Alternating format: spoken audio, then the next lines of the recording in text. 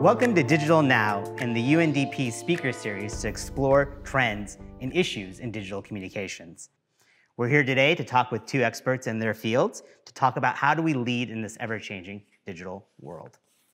Joining me is Jalak Jobanputra, the founding partner of VC firm Future Perfect Ventures. Love that name. Thank you.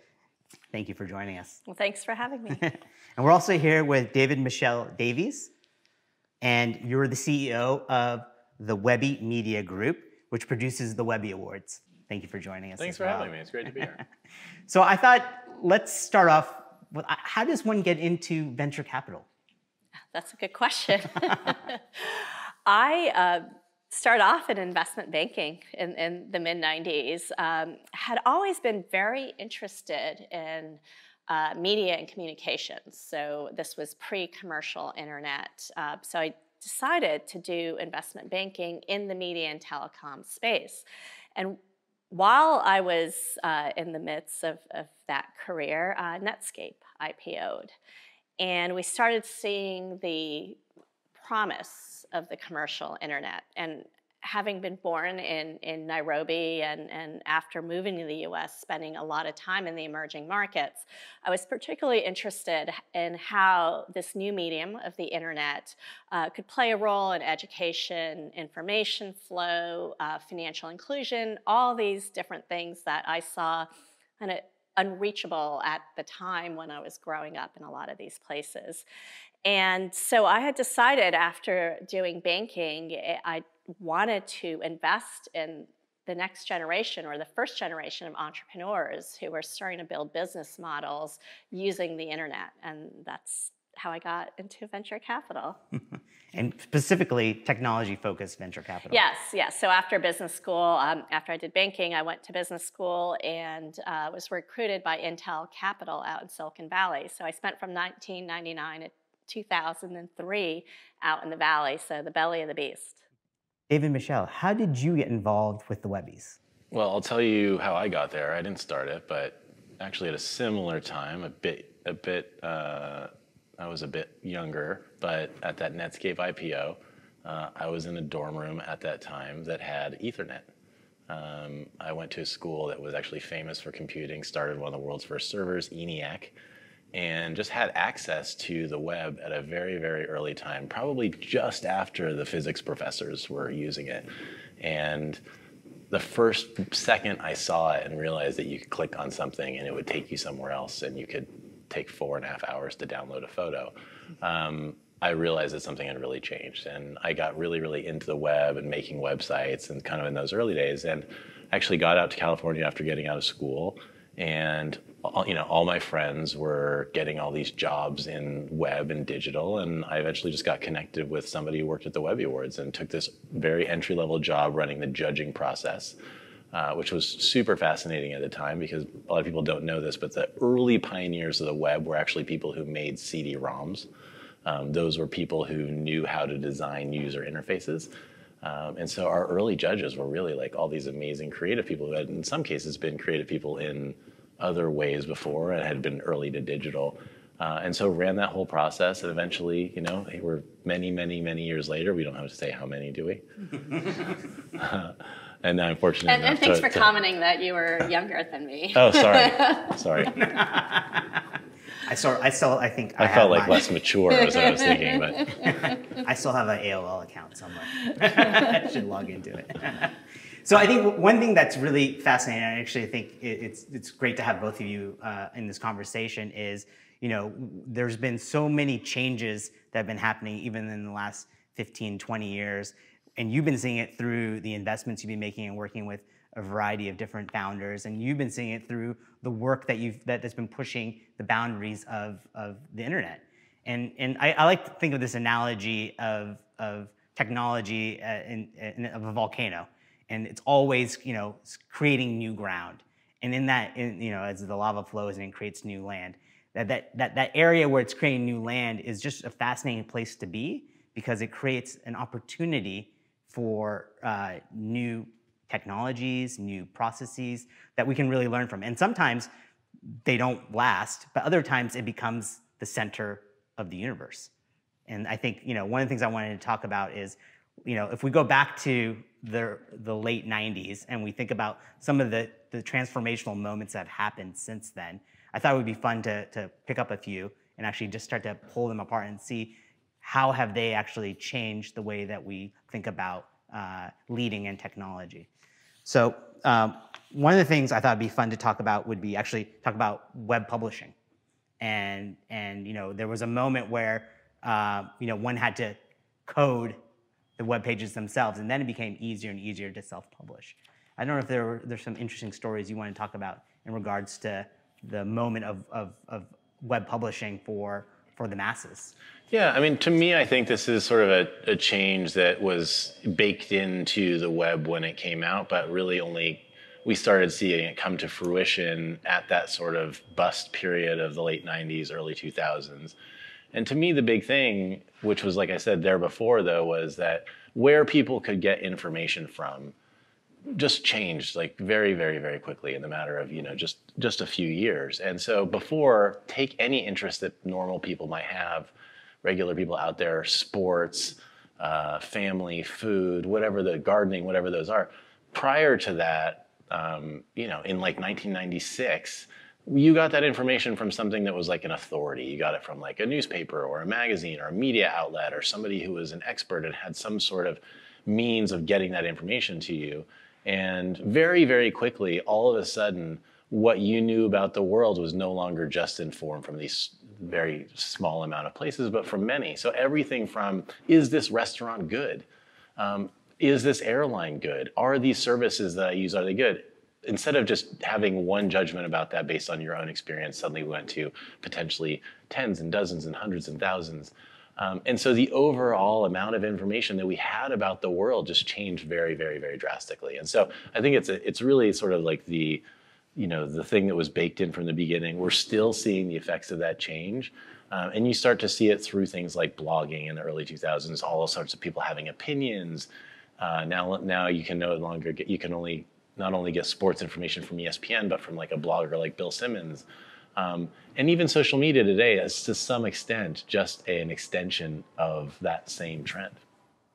So, a lot of the people that are watching this conversation are leaders. They're leaders in they're leading teams, they're leading organizations, they're leading them through that change. I'm really curious to dig into that a little deeper, to say like what's something that one can learn from that, from the moment of how did web publishing turn into social?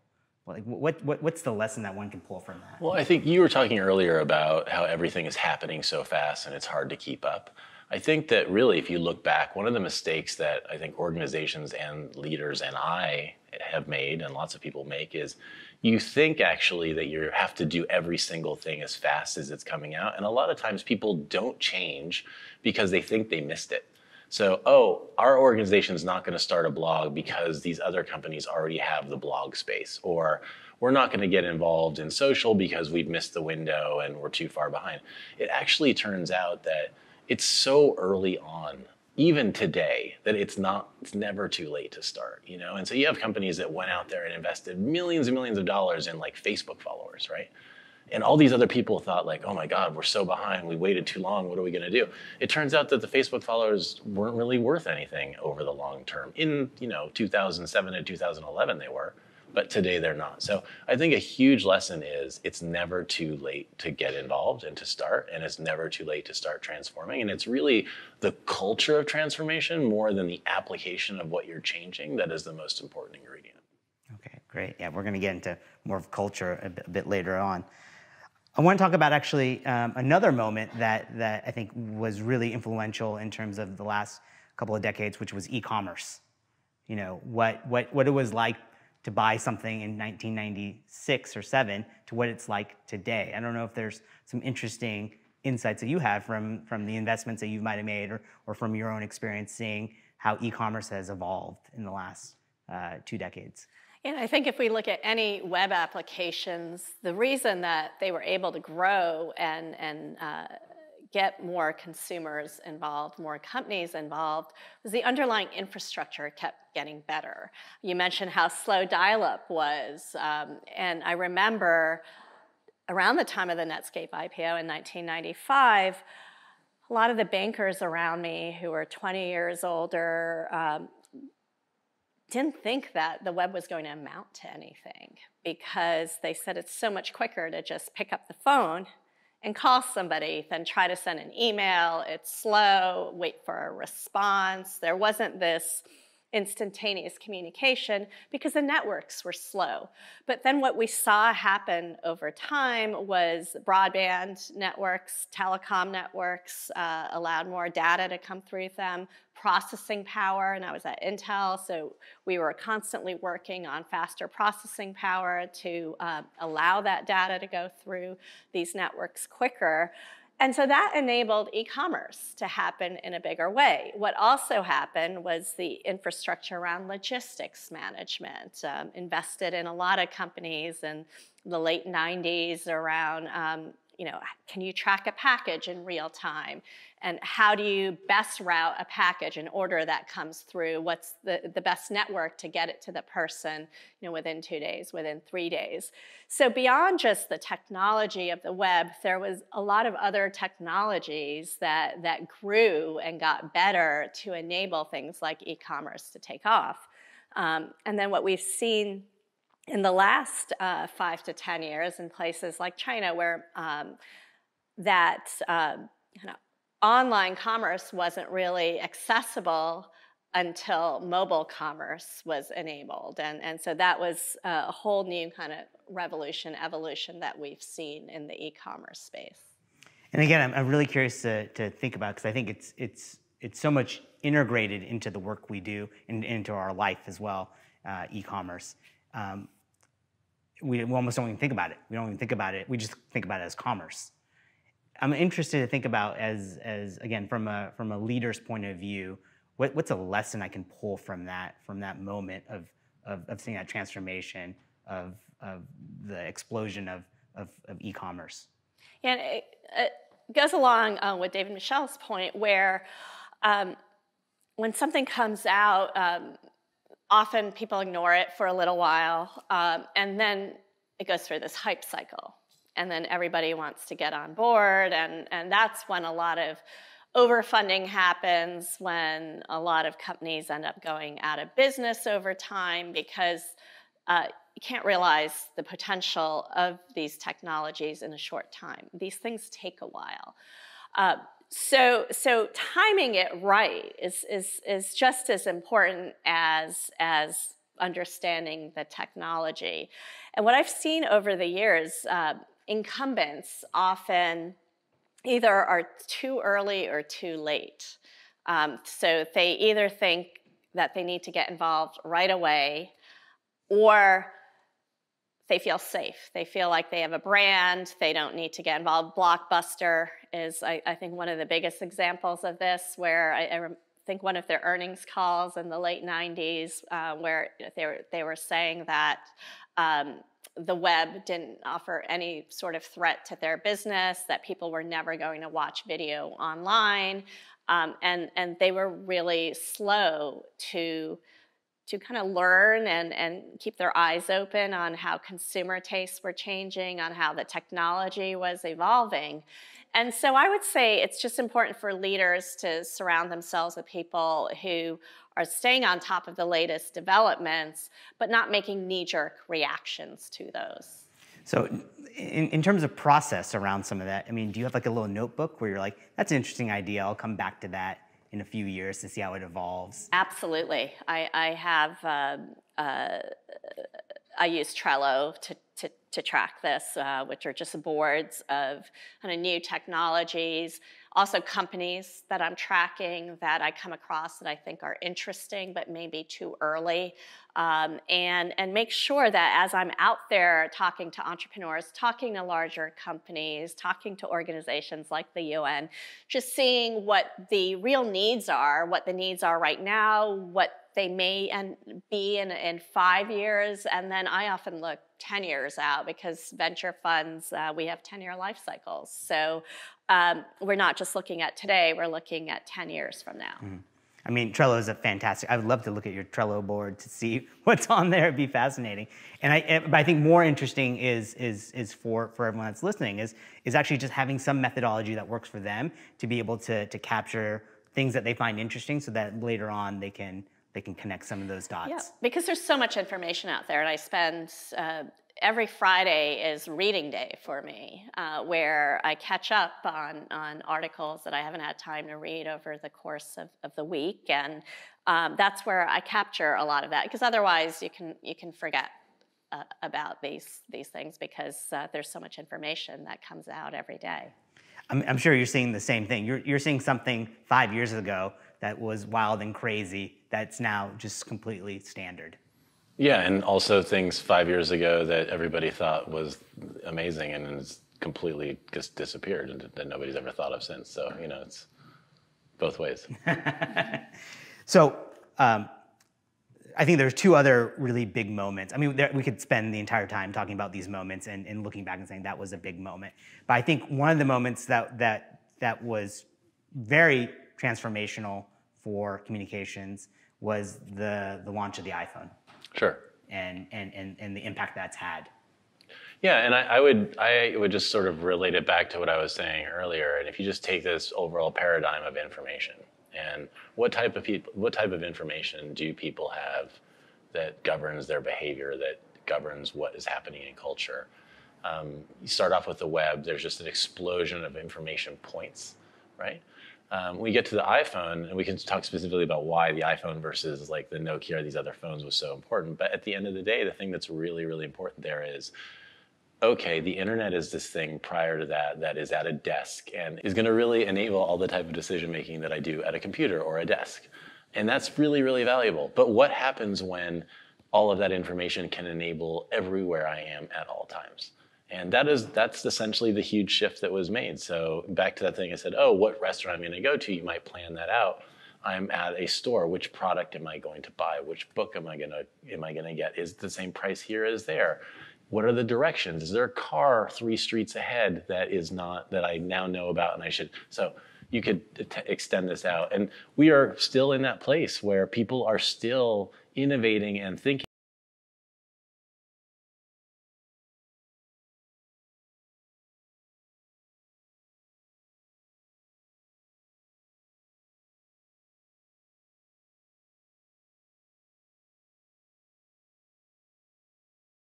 about ways that information everywhere you are can change the world today. That's like not done yet, right? We're still seeing lots of innovation in that place. So I think that's sort of like ultimately the big idea there. And then specifically the phone, it was just done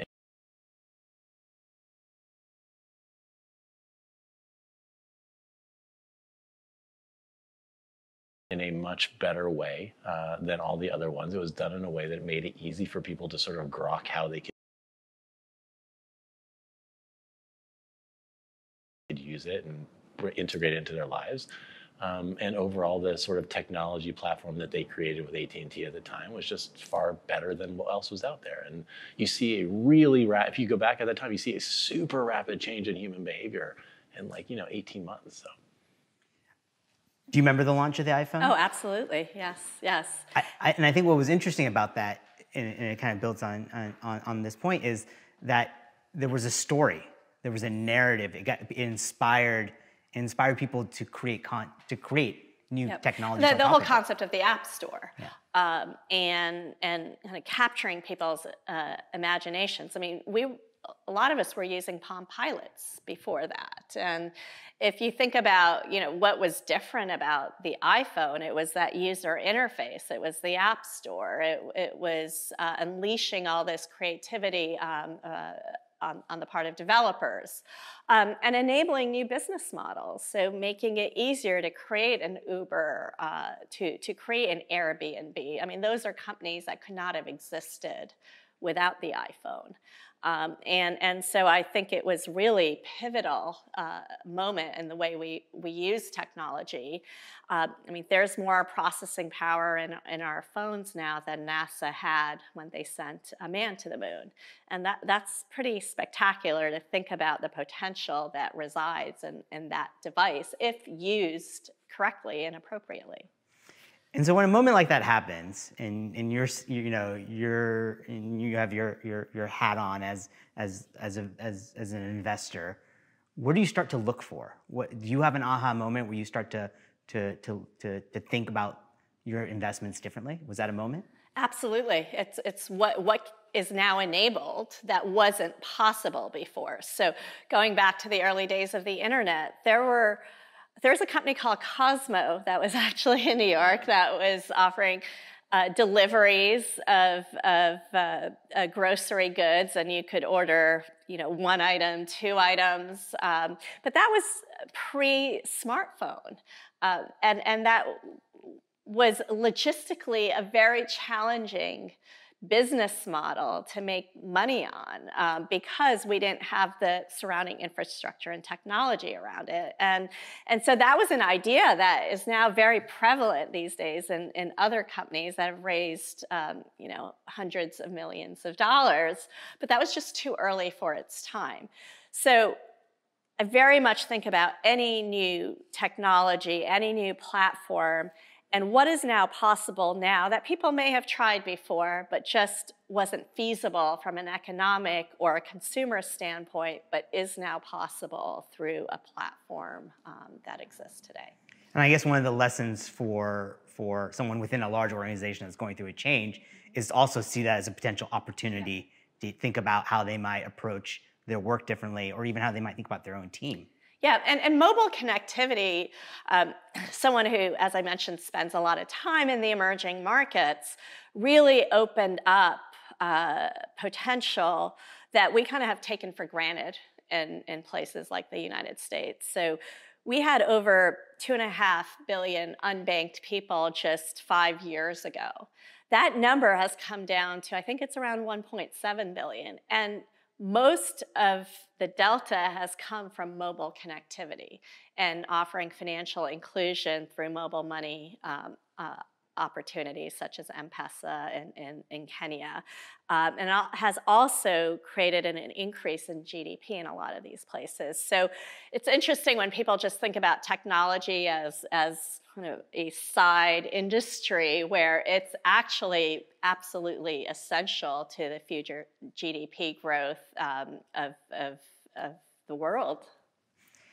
So we can't talk about mobile today without actually even talking about another massive shift, which was video and video on the internet, which actually started off primarily, everyone knows, a little company called YouTube that started in 2005. And now, we don't think about mobile without video. I don't know if you remember those moments as well, kind of as when YouTube first came out. Was that another moment? Absolutely, yeah. And I think it took a while to really see the new business models that would emerge. This whole influencer sector, I think Instagram wouldn't have been possible without YouTube. YouTube was where the first influencers, where anybody who had access to a video camera online could post something and be heard. And that was crucial, I think, to many companies that followed. And I think Instagram is now larger than YouTube, or very close, even though they started much later. And I also look at things like online education and things that were not really possible, that where you need more of an interaction or a human interface to something, where somebody can, even if it's not a human on the other side, you can actually see a math equation being solved by somebody online. So there's so much that's opened up, not just on the influencer and social side, but education and other sectors. It must be an incredible opportunity, especially as the access of being able to distribute. We're filming this. It's going to be distributed through video on the internet. But majority of people might even be watching it on their phones. It's created this opportunity, and you've seen this evolution as well through how video has changed from the early days of the internet to today. Oh yeah, for sure. I mean, I think, I think for people out there that are trying to figure out when is the time to, to try and change what you're doing based on what's out there. I think Jalek brought up the point of, keeping up with things, having people around you. Some of it's about imagination, and I think the thing with video at that time, there was years and years of people trying to make video things on the web or on the internet that like just didn't go anywhere or went to a small amount of people because it was complicated. It was hard to download the things. You had to use these weird codecs and these weird codes to make the videos work. Cameras were super expensive, all this stuff. So at some point, that all kind of a perfect storm that like really changed. This really big thing with YouTube was that super dorky thing is that the Flash player had like the Flash 7 player came out and it was a lot better than the Flash player 6 and people could click the video and watch it, and that was sort of like actually the really big thing with all those other things. So I think some of it is having the people in the organization that are understanding why, hey, there's lots of people making video but nobody's really watching it. Why is that? And what is going to be the shift when people do start? Why will that change? And then, like as Jalek was saying, the imagination, thinking about like, well, if it's like this now, what will it be in the future? It doesn't necessarily mean that you're betting, everything on it, but even things like just reading science fiction or reading things that contemplate that can keep people up on that kind of information, I think. So one thing I take away from that, from putting on the hat of being a leader within an organization, is to allow some flexibility to be able to experiment, to test. The earlier one can experiment, the earlier they can learn and maybe actually implement it into their own kind of digital communications.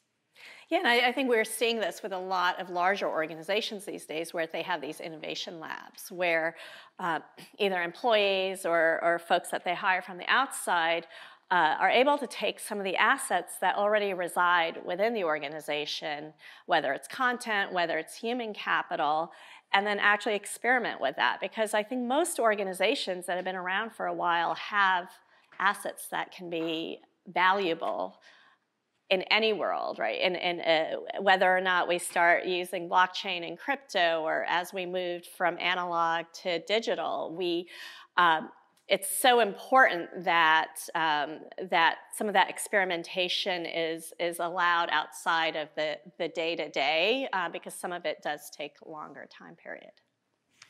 So we've had publishing, we've had social, we've had mobile, we've had e-commerce, we've had video.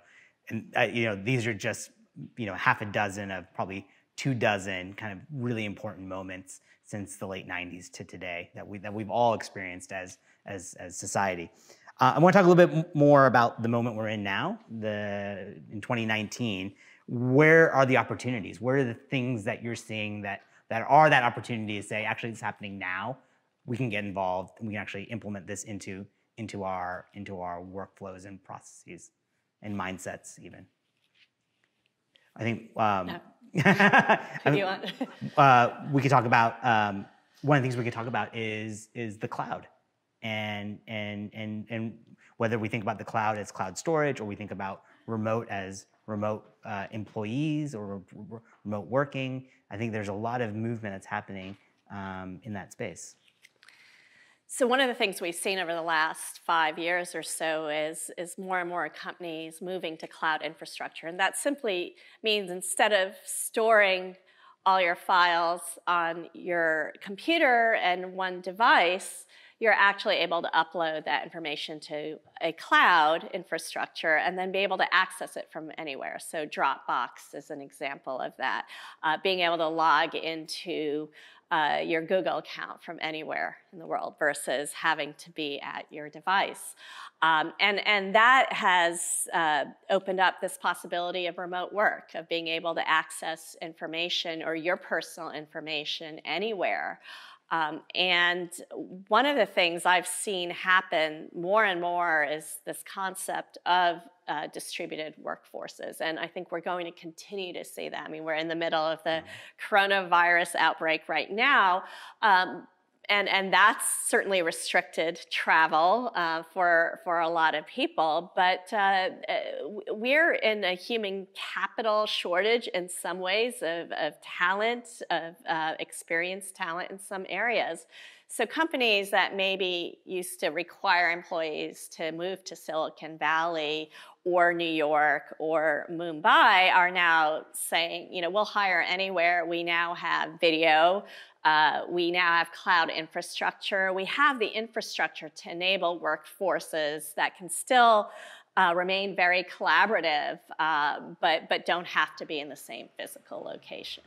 Is that something you speak with your entrepreneurs and your founders about how they might actually make? I think one of the challenges with that is people feel like the culture can break apart with remote workers. Absolutely, and that's something that, I mean, this is very different than outsourcing. So the 90s and early 2000s, there's a lot of outsourcing, which were discrete teams that operated separately, worked on different products. Now what we're seeing is more integrated teams, and that requires, you know, I often say the companies that have been able to do it successfully do have face-to-face time, you know, maybe once a quarter, or if they make sure that all the teams are, you know, around the world get on the same video conference call once a month. And that may mean that the folks in Silicon Valley have to be online at midnight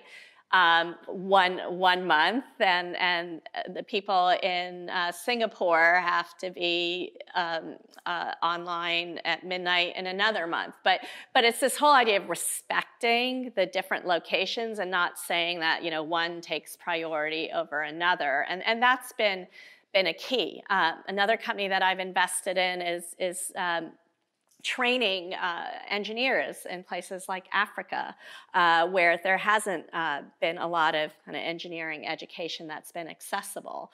And then they're placing those engineers in places like Google and Microsoft. And so I think a lot of these larger companies have been evolving on how they think about remote workforces and where they access the talent from.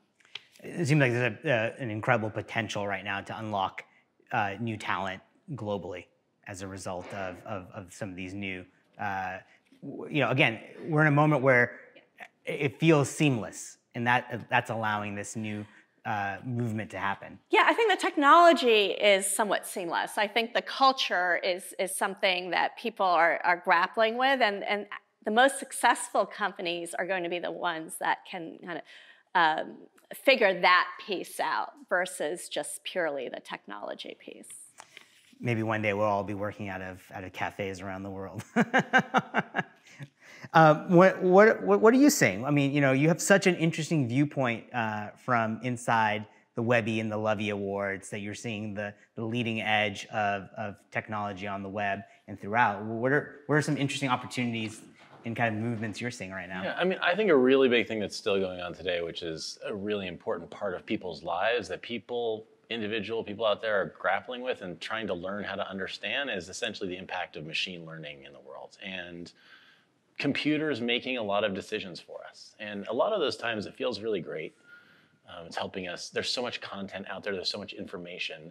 So things simple as like helping us figure out which movies to watch on Netflix or which music to download and listen to.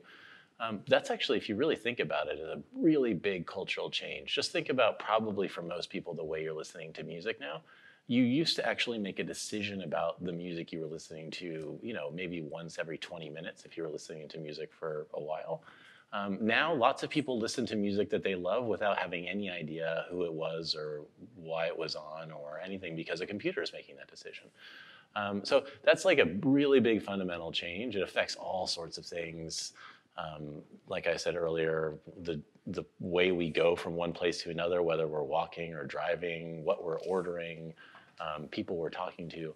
So, but I think it's really important to understand that we're super early in that, and there's already starting to be a lot of pushback from people not liking the way that computers are making these decisions, right? And so you think about people's experience on social media, for instance, over the last, I think it's probably not unpopular, uncommon to say that lots and lots of people are dissatisfied with the overall conversation, what's happening on social media these days. And a lot of that is because computers are controlling the way conversations and messages are distributed, and people are not very satisfied with that distribution.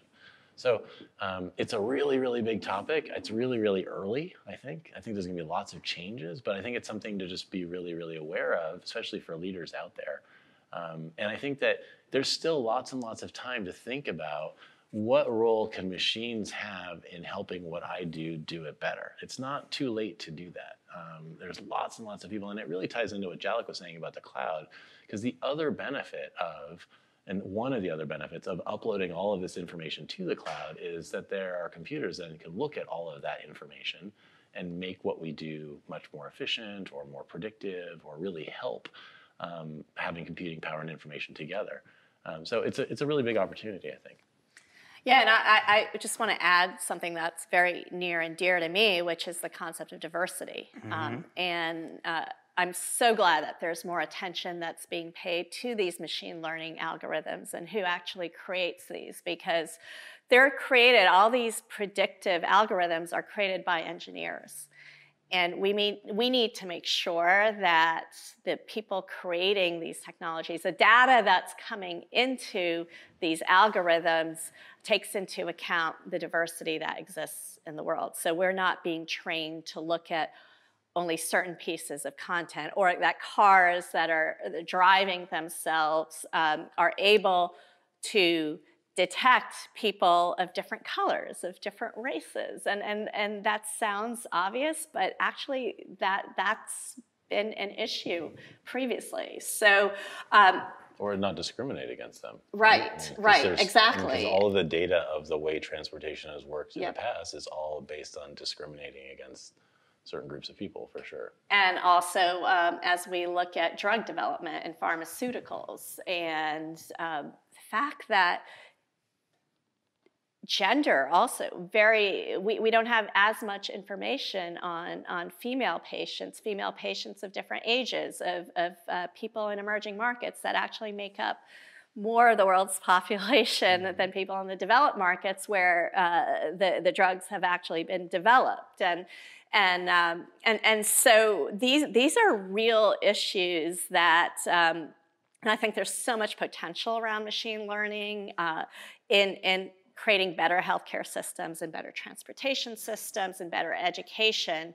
But we really need to start paying attention to who's building these and what kind of data is being utilized. I saw a fantastic film at Sundance last week that actually touched on this, called Coded Bias. Okay. And it really, I think there's such a value and opportunity, again, in thinking about the team and the team that you build to help you to go through a transformation. And going back to the UN, and I've actually, in 1999, after business school, I moved to Dar es Salaam and worked on a UNDP project, pro bono, for the summer, training women entrepreneurs in food processing. And if I think about all the travel I've done over the years and all the different countries and populations that the UN touches, I think they're in a great position to make sure that the right type of data is being contributed, collected, and so that's where I think the intersection of the public, NGO, and private sectors is absolutely essential in all these topics. Absolutely.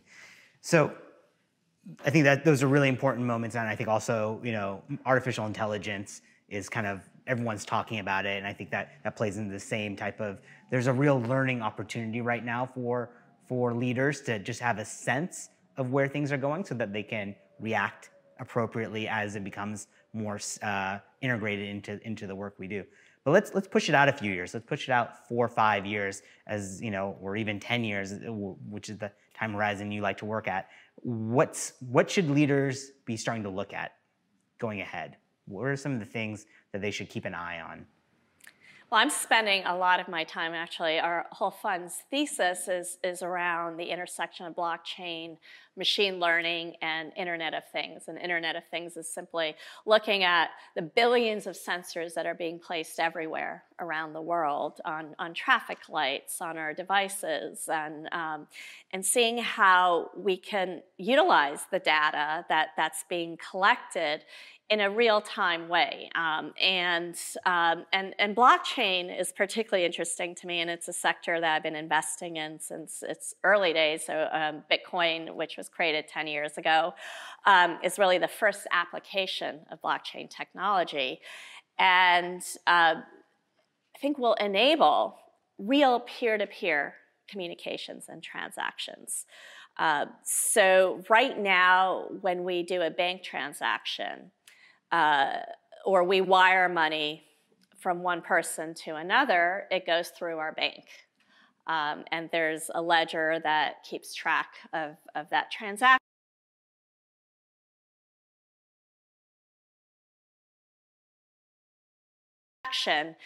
Now what's possible is actually computers can keep track of that transaction, actually process that transaction without a bank getting involved.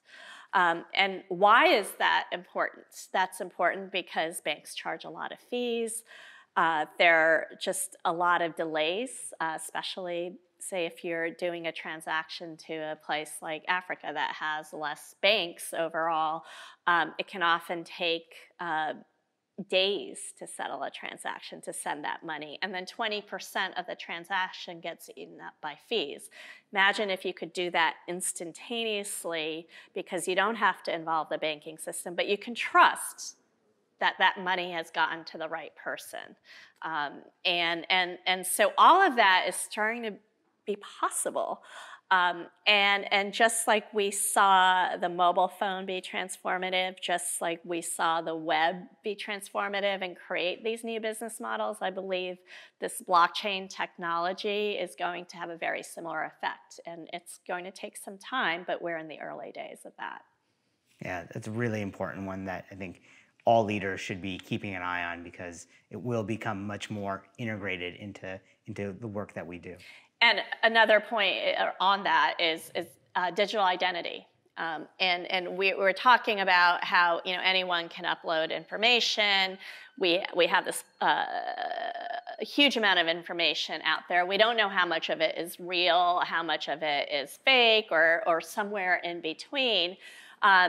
Imagine if I could verify my identity, and or a company can verify their piece of content and have it verified by a number of trusted people around them. This matters in places where there is no identity, or refugees. We're going to have more and more refugees from climate, from political issues, and often when people go to new countries, they have left all their documents behind, their education credentials, their where they lived, their credit history, if there ever was any credit history. And if that could become portable, I think it would not only benefit the individual, but could benefit the new society that they're settling into and create an element of trust that hasn't been possible before. And in situations like that also, trust is so valuable to building empathy for new in the refugee situation. Yeah, and building society. If you look at hundreds of years ago, everything was local, community-based. There was trust because you knew everybody. And then we slowly moved out to more globalization, cross-border, where then we had to put these intermediaries in place because we didn't know the person, and we had to figure out some way to trust them. But in the meantime, there have been so many layers of intermediaries that not only have added cost to the system, but points of failure, where anybody along that way could betray that trust that's supposed to be created. And if we can start to bypass all of that, computers have been able to do a lot of things, and they're now able to create this verification and this trust. We just have to make sure it's not abused. I also think we're in a moment, well, our entire industry is oftentimes caught up in marketing and hype and building up something before it's here, right? And I think there's an incredible amount of build up and hype around 5G right now. Yeah. And you know, is that something that we should be keeping an eye on? Where is it going? Yeah, well, I mean, I think there's two layers to that. So there's this overall 5G thing, which is to some extent like just a communication and a message from telecom companies who want to sell more expensive service, or get people to sign up for their faster 5G than somebody else's faster 5G. So putting that aside, I think, though, that the underlying concept there is really important and is very, very much similar to sort of what we saw with the iPhone, right? Which is the overall amount of bandwidth that is going to be able to reach your phone or your contact lens or whatever the device of your interface will be sometime soon, is going to be exponentially larger than it is today. And it's great. It's easy to say, oh, it'll be faster, it'll be better. We don't really know. You can imagine it, but you don't really know what the implications of that are until it happens, and technologists and developers and creative people and writers and thinkers get their hand on it and start dreaming of what they can do with it and making things. And that's really what we saw with the iPhone, right? We saw a team at Apple put together a whole bunch of different technologies, really creative people, dream about something, have like sort of a culture and a mission of what could we do with this thing? And they made something that was world-changing. We're going to see lots and lots of that, I think, with 5G or with whatever you want to call it. And I think the important thing to think about then is, how does the world change when the overall amount of bandwidth that you have at any second to your glass, to the refrigerator, to whatever it might be, is just exponentially bigger. And just to put like an example, right now we think of like, oh, we have these phones and they have cameras on it. I mean, what happens when the camera itself is like the size of a pin, and it can stream like in very, very, very real time to any place you are, and they can operate at very, very low power and be connected to a network, right? That is like, if you just start thinking about that, there could be 15 cameras in here connected. It can sort of give you a sense of the type of change we'll probably see, and it's not going to be like 50 years away. These are things that are like in the probably 5 to 10 year time frame. And I love the point that David Michel brought up around Apple's innovation, because Steve Jobs is notorious for not doing consumer research, right? Because he often said, the consumer is not necessarily going to know what to do with a new technology. And I think that goes back to your question on what can leaders do, is recognize that true innovation comes by putting things out there that people don't necessarily think that they need or could use. And then they start to innovate and use it in different ways. But often that catalyst is an innovative company putting something out there. So actually, it's a good segue for some things I've been thinking about. Is how do you hire? How do you think about the people you invest in? What are the traits that you're looking for? Well, resiliency is absolutely essential.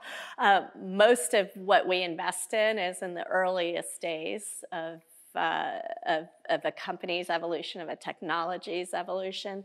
And so an entrepreneur is often doing things that nobody else believes in. I mean, and this happened with my fund in 2014 when I launched it, around this thesis of decentralization and blockchain and IoT, and people just thought I was crazy. It's like, you can invest in these consumer apps, you can invest in these social networks. Why are you betting on this future that's so unclear? But it was very clear in my mind based on a lot of the trends I was seeing. And so I very much relate to the entrepreneurs I invest in. It's going to be a hard journey. You have to believe in what you're doing. You have to remain flexible to market, because the consumers don't always follow as quickly along, or you have to build ecosystems and bring them along.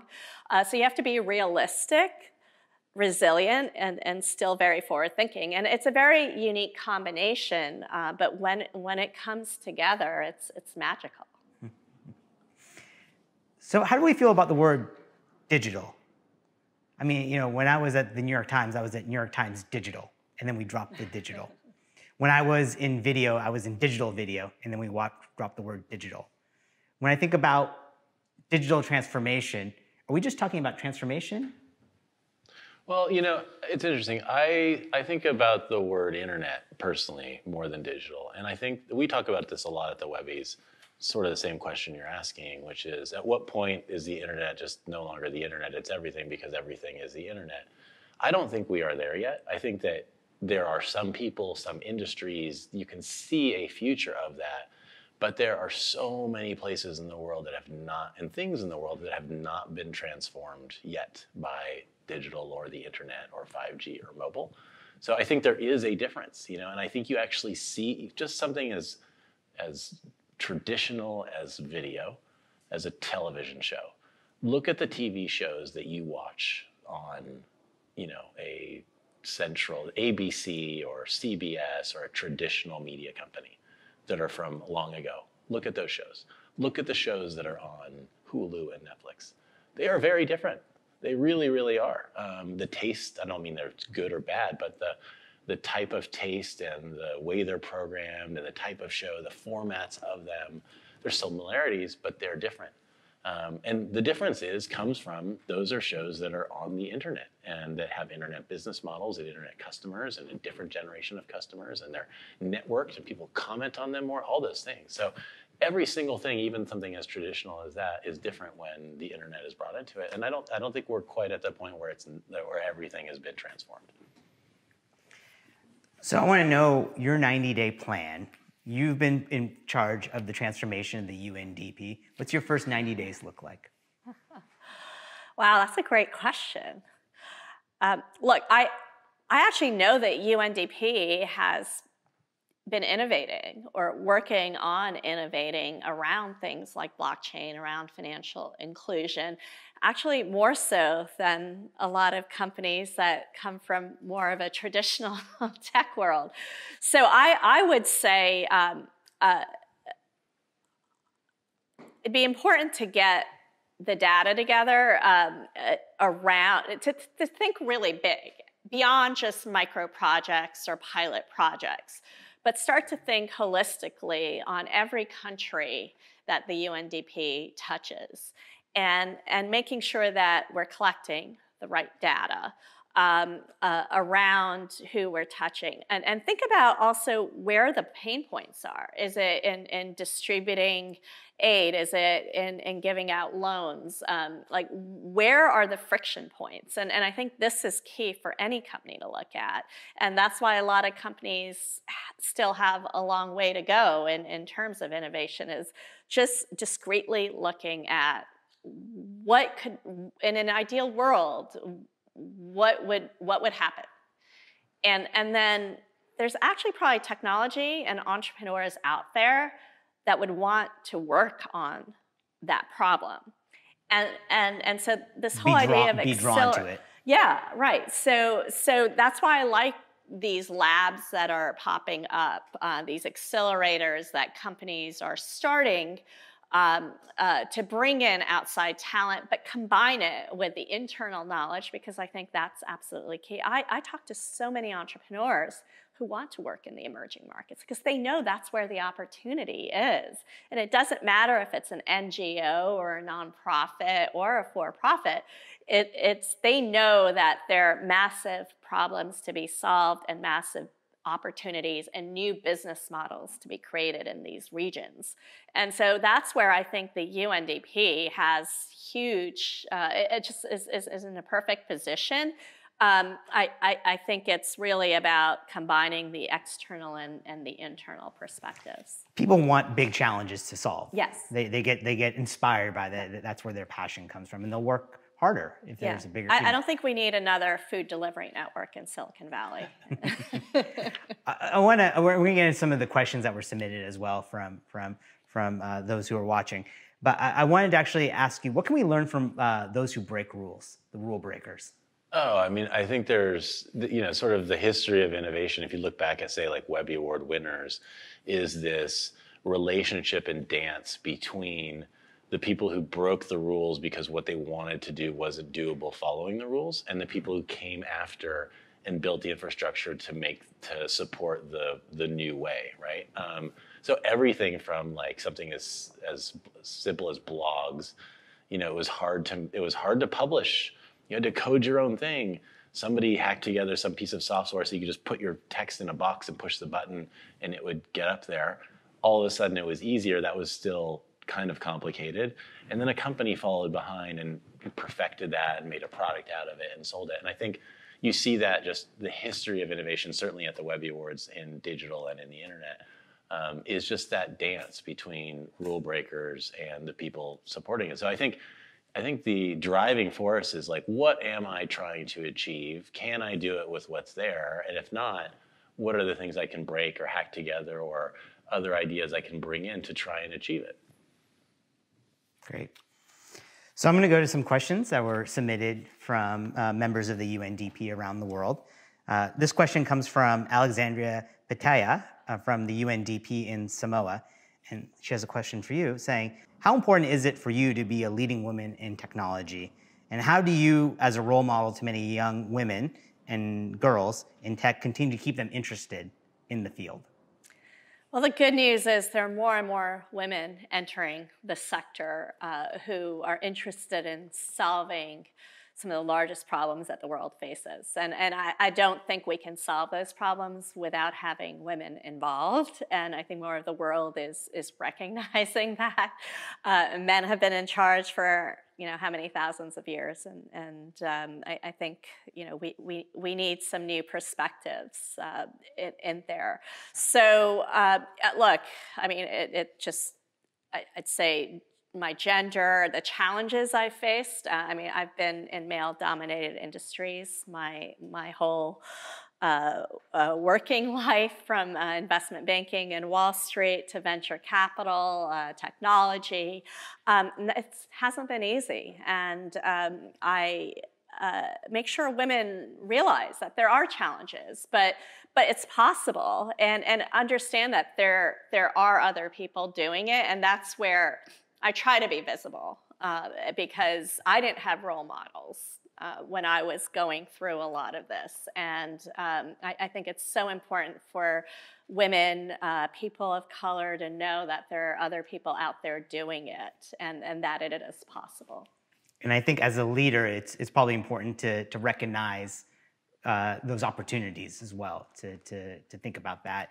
Absolutely. I mean, when I started the fund, I was very clear on the fact that I thought I had an unfair advantage. Everyone's looking for alpha. Everyone's looking, I mean, really, if you're a good VC, you're uncovering opportunities that other people don't see, because it's all about getting in early and seeing an opportunity that others don't. I mean, venture has along the way gotten away from that, but that's really how you do well in venture. And frankly, I was tired at working at funds where everyone looked the same and they all had the same point of view. And I thought there was a huge opportunity in going in with more global perspective. I'm an immigrant, multicultural, and a woman. And I've spent time in the Valley. So I viewed it as a real opportunity. That doesn't mean it was always easy, but I viewed it as an advantage. Fantastic. So this question is from Vikas Gupta, who's at the UNDP office in New Delhi, India. And he's asking, can you describe effective campaigns in the digital space? Sure. I saw something recently, and I'm only going to use this because it's a global brand that probably everybody who is watching this will be able to relate to, I think. I saw something recently from Starbucks, and I think Starbucks has done a really great job with campaigns in general, because they come from a value position. They have a set of values at that company, and whether you agree with all of what Starbucks does or like their coffee or whatever it might be, the company has a set of values which are stated and which are much of and integrated into how the company operates. And they often have campaigns that are reliant on those values and promoting those values. And they work because they come from the core of what the company is about. And so, for instance, they've done a number of stuff in politics, which you typically would see other restaurateurs or beverage makers shy away from. But they're able to be successful at it because one of their values is about, what you do at coffee shops, coming together, talking with people, community. They're able to bring that value into advertising work that they do and be successful without being necessarily on one side of an issue or other. So I just use that as an example because I think people can relate. People have probably seen Starbucks advertising. And just in general, I think that core idea of having a set of values that a company believes in, is willing to stand up for, that makes sense based on the products they're selling or the services they're selling, is an advantage that companies that don't have that or don't have that as integrated don't have. There's really, what I draw from that is like there's an opportunity to actually expand one's storytelling and values it through their storytelling out into the world. Yeah, I mean, I think there's a bunch of brands that are out there that sell products to women who have been pretty good at this because they recognize that their audience is women, and they can be very, very values-based in the messages and stands they take because not because as if like that's the only reason to do it, but it links into the audience that they're trying to market to and talk to, and it can be super successful because of that. But I don't think it needs to be necessarily gender-based. It can be about other types of values that are out there as well. So we have a question from Yusuf Abraha from the UNDP office in Somalia saying, what suggestions do you have for UNDP personnel to cope in this fast-changing digital world? It goes back to what I said before on where I think it's about taking your positioning and turning it into an advantage. And I think the UNDP and the network at the UNDP is so broad and so relevant to a lot of the challenges that are facing the world. So I would just say get up to speed on technology, different developments, including the things. I'm obviously biased towards a lot of what we invest in, but around Internet of Things and blockchain technology, fintech, consumer. So I feel like there's so much information out there. There's an ability to learn about all of this. And so don't just look at your narrow scope of your day-to-day. And obviously you have to get that done. But there's an opportunity to combine that with some of the knowledge that's out there and then come up with creative solutions. So I would less look at it as a coping mechanism as more of an opportunity. Mm-hmm.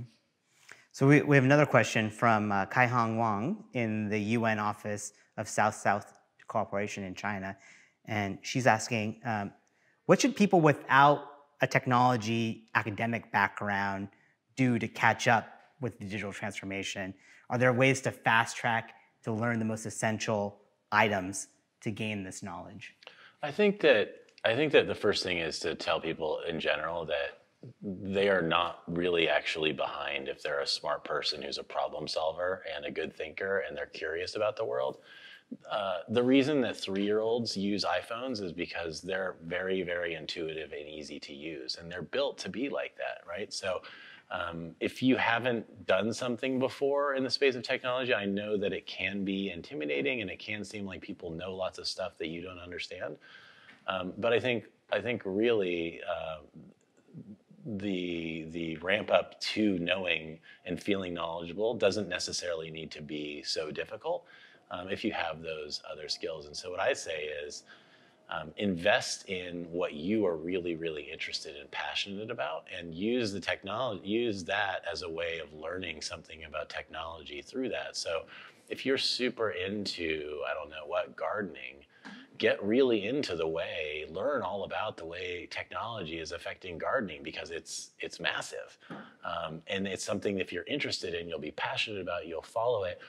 The learning of the technology in that space, whatever it might be, will just be something that's a tool, like any other type of tool, which is, I think, ultimately the way that people learn these things is through practical use. So I just really encourage people not to get sort of worried that they're behind.